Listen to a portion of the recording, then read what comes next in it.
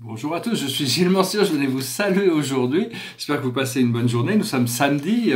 Moi, j'ai pensé juste porter, je trouvais ce vieux gilet jaune. Il est plus très vraiment très métable, mais bon, juste par solidarité. Il y a un certain mal-être qui s'est installé dans la société française et un peu partout dans le monde. Les gouvernements prennent leurs citoyens pour des employés ou des esclaves. Et donc tout ce qui est fait, tout le monde doit payer pour supporter toutes ces grandes guerres qui sont toujours entre. C'est pareil de donner énormément de pouvoir aux banques et aux multinationales qui ont tous les droits, qui ont beaucoup plus de droits que les citoyens. Tout ça a besoin d'être réajusté, remis en ordre. Et donc je voulais exprimer un peu ma solidarité par rapport à ce. Bon, je sais que Dieu va me délivrer, et donc je n'ai pas personnellement, j'ai pas de raison de me plaindre. Hein, je voulais dire. Et donc puis je sais qu'il y a la présence du bien partout. La lumière est partout aussi. Donc il y a des gens bien dans tous les gouvernements, dans toutes les institutions qui travaillent pour équilibrer les choses. Et donc voilà, je ne vais pas me plaindre, mais je voulais juste porter ce gilet jaune pour une fois. C'est-à-dire que bon, pour montrer un peu la solidarité. Bon, il y a beaucoup de gens qui cherchent à améliorer la qualité de leur vie. Et au XXIe siècle, la chose la plus importante va revenir dans la qualité de vie. Ça va pas être à mon avis, c'est ce qui est le plus important. Ça va être le point focal après une fois qu'on aura fait ces transformations, qu'on aura pris conscience. Il y a toute Et donc, moi, je vais tirer quelques cartes pour voir pour le mois de février. J'espère que ce message va résonner avec vous. Alors, la situation, la situation, ça devrait être un mois qui peut nous libérer vraiment, hein, complètement nous libérer. C'est le savoir. C'est le savoir, c'est la connaissance. La connaissance vient de la connaissance. Et de la connaissance, on peut trouver la sagesse. C'est la sagesse qui arrivera à nous libérer. Avec la connexion, avec nos plans d'âme aussi, hein. Pendant très longtemps, quoi qu'on fasse dans une vie, de toute manière, on ne récoltait pas le fruit de nos actions dans une vie. C'est-à-dire, on récoltait les fruits de nos actions par rapport dans le monde terrestre et linéaire. Mais les gens qui faisaient beaucoup de mal ou beaucoup de bien n'ont récolté aucun bien ou aucun mal. Il y avait c'était passé à travers plusieurs vies, et de toute manière, on finit toujours par. C'est l'âme qui a besoin de nous apprendre, de nous aligner pour comprendre les responsabilités de nos actions. Mais maintenant, le temps est compressé, donc le karma est beaucoup plus instantané. C'est-à-dire que les choses qui sont pas en accord qui sont pas en intégrité devraient commencer à ressortir pour nous montrer tout ça. Et donc il faut arrêter de se juger soi-même par rapport à notre passé. Il faut abandonner toutes les sensations de culpabilité et dire qu'on se pardonne tout notre passé, notre présent et notre futur, toutes nos erreurs futures, toutes nos erreurs passées.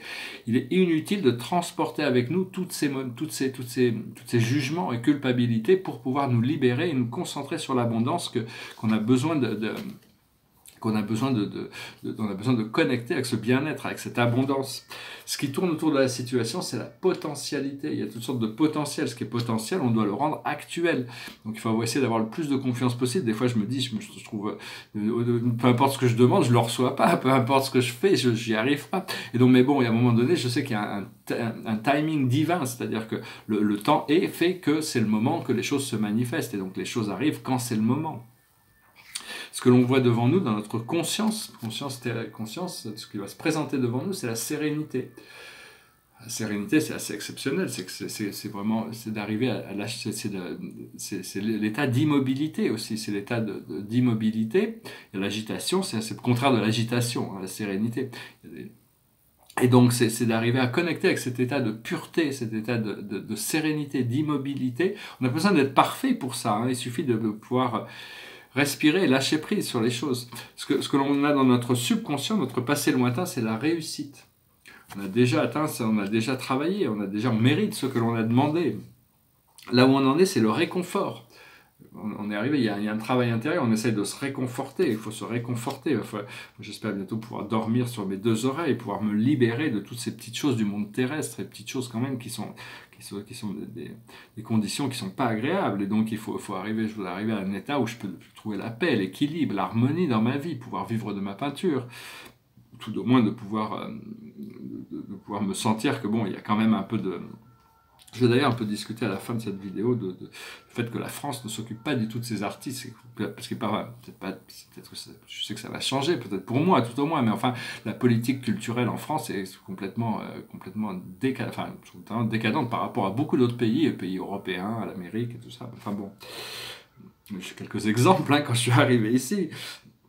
Ce qu'on arrive devant nous, c'est la confiance. Il faut avoir confiance. De toute manière, c'est notre moi supérieur qui guide tout le programme de notre vie. Au plus on s'aligne vers ces choses, au plus on adresse les issues personnelles, au plus les choses vont devenir faciles. Au plus on refuse de les adresser, au plus notre moi supérieur, notre âme va continuer à mettre des obstacles pour nous forcer à adresser ces issues. Ce que l'on est, c'est l'écoute. Ça, c'est le consultant, c'est nous. On est l'écoute. On arrive à écouter, à entendre, à pouvoir recevoir les réflexions et les miroirs de la vie. Autour de nous, ce qui dans ce miroir, il y a la droiture, c'est-à-dire il ne faut pas s'éloigner de ses valeurs, il faut pouvoir s'adapter, il faut être flexible, mais la vie est parfaite, enfin il y a toute notre conscience qui nous sommes réellement est parfait en réalité, notre moi intérieur, on a été créé dans la perfection, à l'égal de la perfection divine, et donc tout ce qui n'est pas en alignement avec cette perfection nous est reflété. Cela dit, il faut y aller pas à pas. Ce que l'on a dans nos émotions internes, nos peurs et nos craintes, c'est la générosité. Il va falloir être généreux, mais bon, faut pas être trop généreux non plus, mais il faut quand même être généreux. Au plus on est généreux, au plus la vie peut être généreuse avec nous.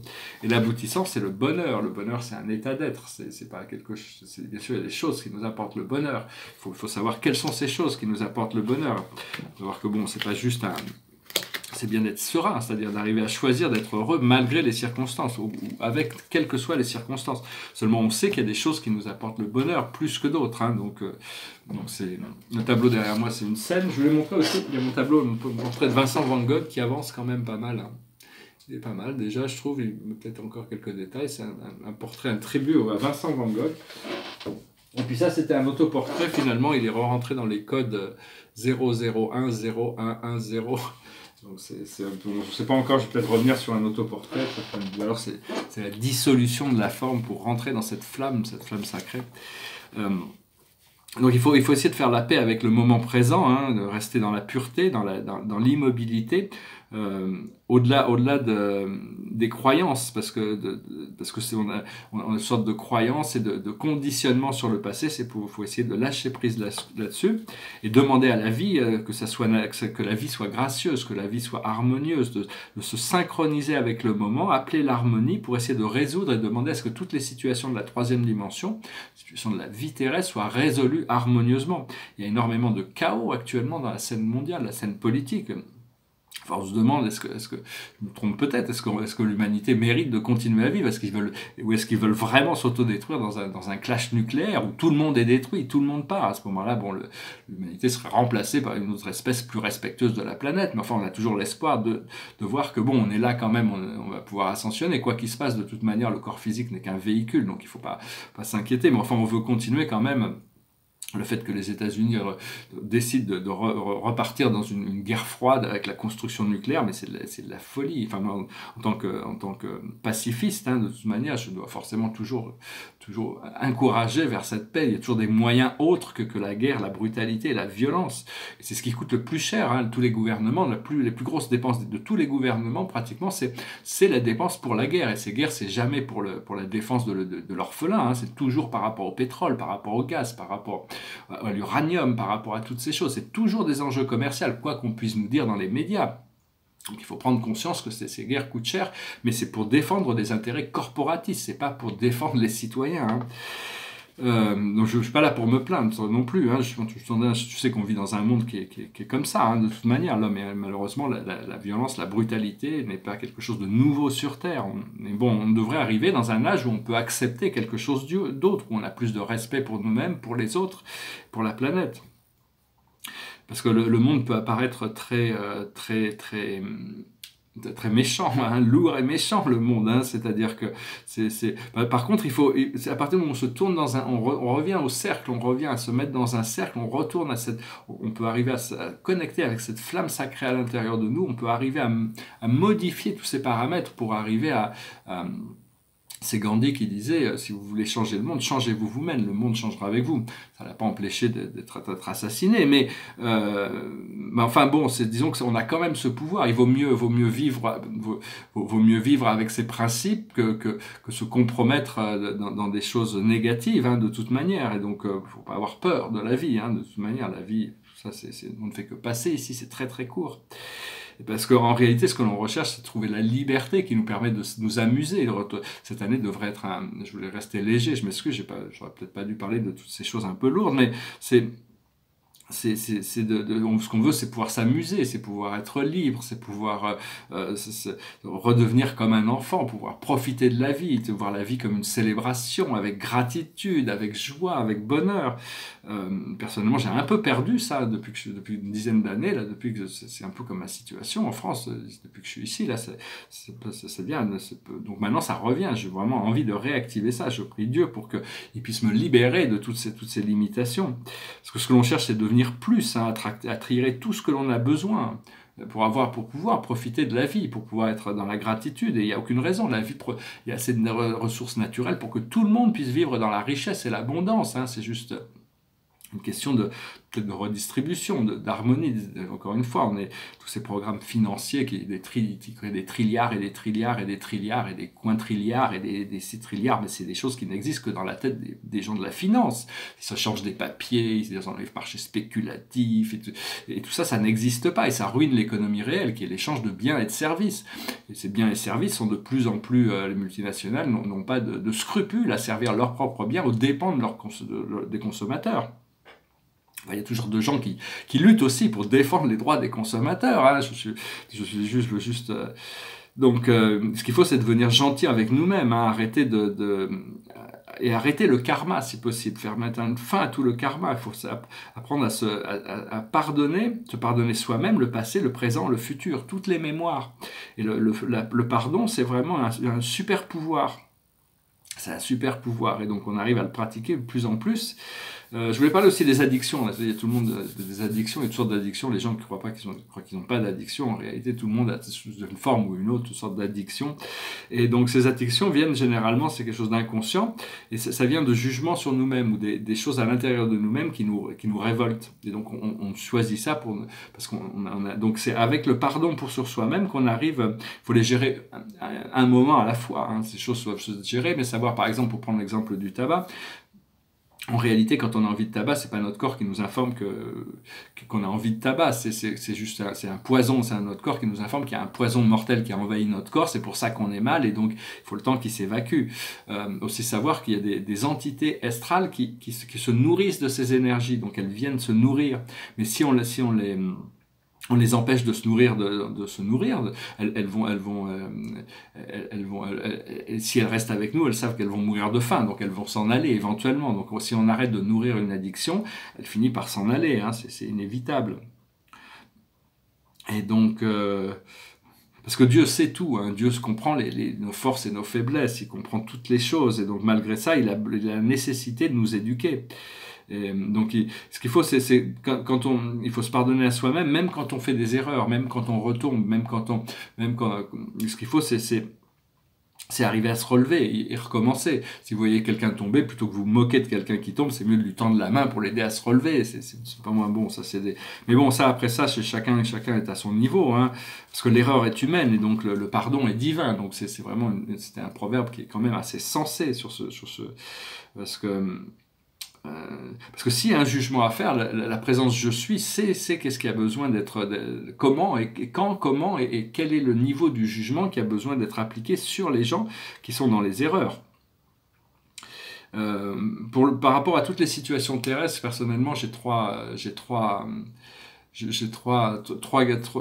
guides pour toutes mes situations intérieures. J'ai mon maître guide, mon guide de la voie terrestre et mon ange gardien. C'est vraiment tout pour moi personnellement, c'est les guides qui m'informent de ces choses qui sont importantes au niveau personnel. Mais quand il s'agit d'avoir un point pour pouvoir savoir sur les situations extérieures ou les situations internationales ou les situations politiques ou ces situations, je connecte avec un perfectionneur de sagesse, un conseiller divin du 7e ordre et un censeur universel. C'est-à-dire que à partir de là, s'il y a jugement qui se fait, ça se passe, Dieu peut adjudiquer et trancher sur les choses parce que il y a cette connexion intérieure.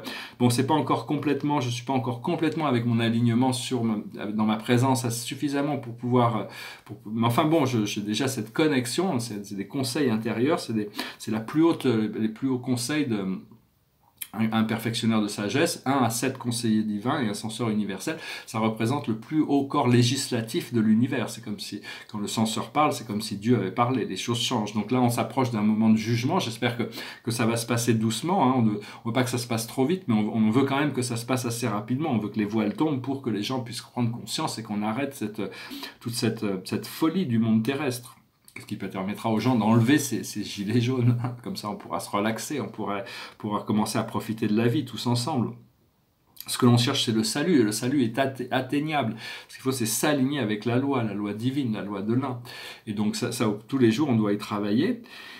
Faut vraiment lâcher prise sur les mémoires du passé, hein, parce que c'est des conditionnements, et commencer à se réaligner avec les harmonies de la partie supérieure de la 4e dimension. Tout ce qui n'est pas en harmonie avec le rêve, avec la magie, avec le beau, le vrai, le bien, avec tout ce qui nous apporte du bien et qui ne fait de mal à personne, tout ça doit partir, on doit lâcher prise sur toutes ces choses. Parce que notre corps physique, notre conscience terrestre, c'est un peu comme un poste de radio. On est concentré essentiellement sur une chaîne d'ondes bêta, c'est-à-dire tout le monde terrestre, le monde, quand on se réveille, on est dans et donc, personnellement, je passe beaucoup trop de temps à m'occuper de tous ces problèmes terrestres, ces choses pécuniaires, ces choses mesquines et tout ça, ça me prend beaucoup d'énergie, alors que j'ai vraiment envie de m'en délivrer. Ce qu'il faut, c'est arriver à rester dans l'état alpha.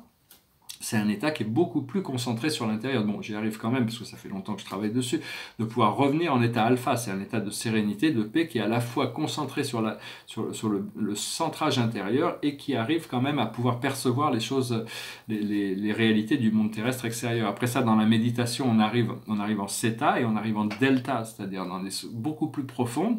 Et à partir de là, on peut monter sur le gamma. Le gamma, au-dessus, il y a le super gamma et l'epsilon.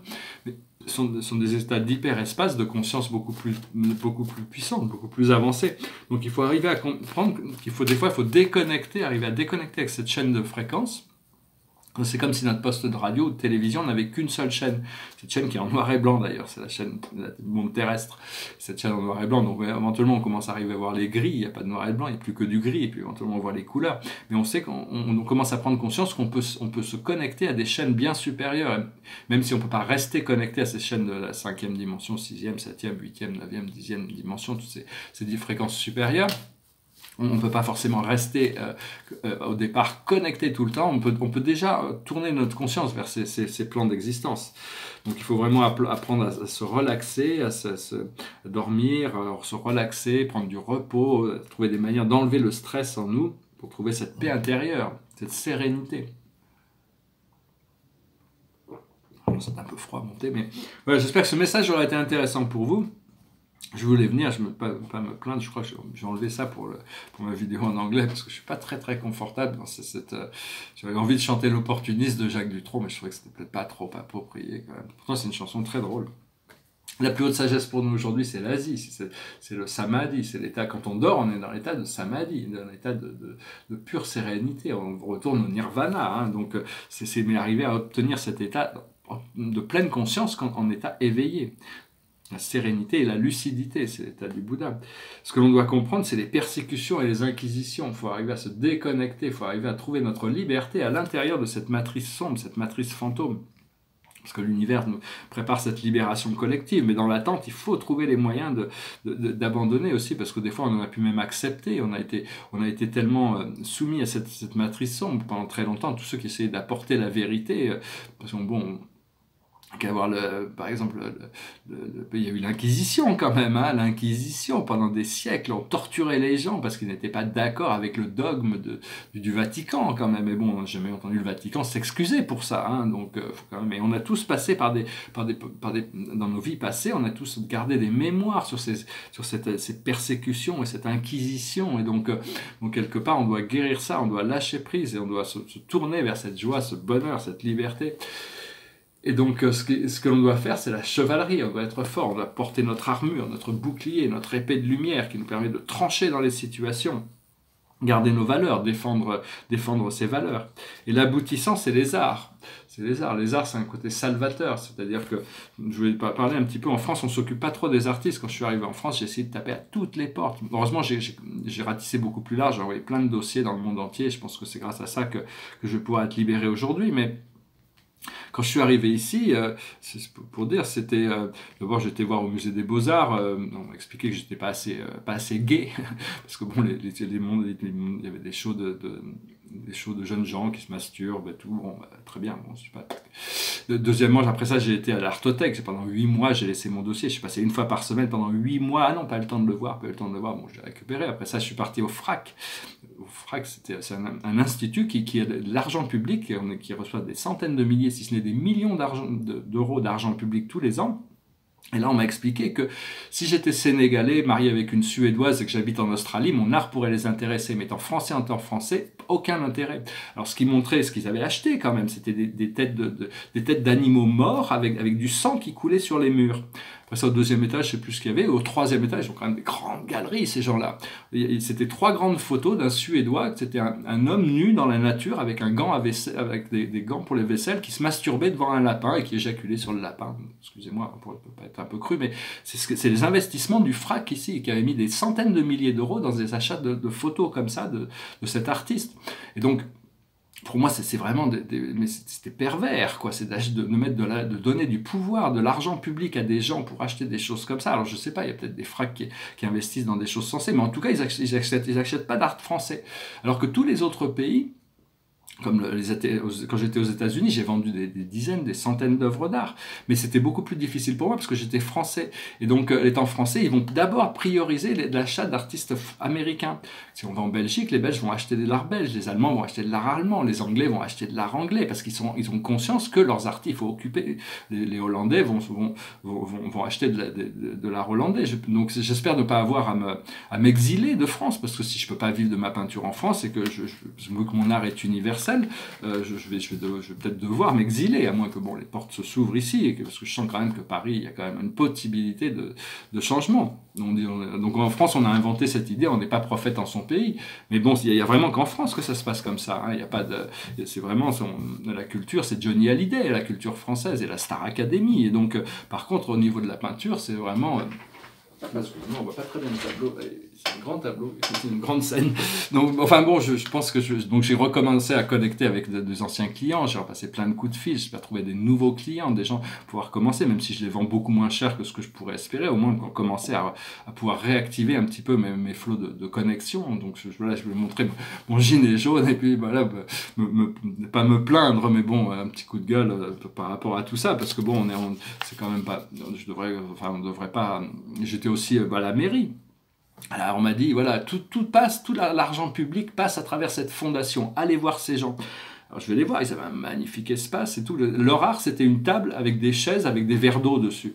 Il n'y avait pas d'art, ils n'avaient pas vraiment d'artistes. Alors moi j'arrive avec toute une œuvre peinte, ils m'ont dit non, on veut pas de ça, nous la peinture ça nous intéresse pas. Ça voudrait dire que faudrait partager tous ces fonds publics que eux pouvaient déjà avoir. Donc bon, c'est vraiment, toutes les portes étaient fermées, hein. C'était vraiment, tout est institutionnalisé. Et puis il y a très peu de collectionneurs privés en France parce que les gens n'ont pas la culture d'acheter des tableaux.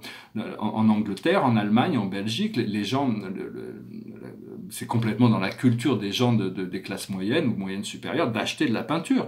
Mais ici en France, pas du tout. Donc c'est vraiment très dur. Je ne sais pas encore. J'espère que Dieu me dit que tout va s'ouvrir, que tout va se libérer. Pour le moment, je suis submergé par les dettes et les factures et les trucs.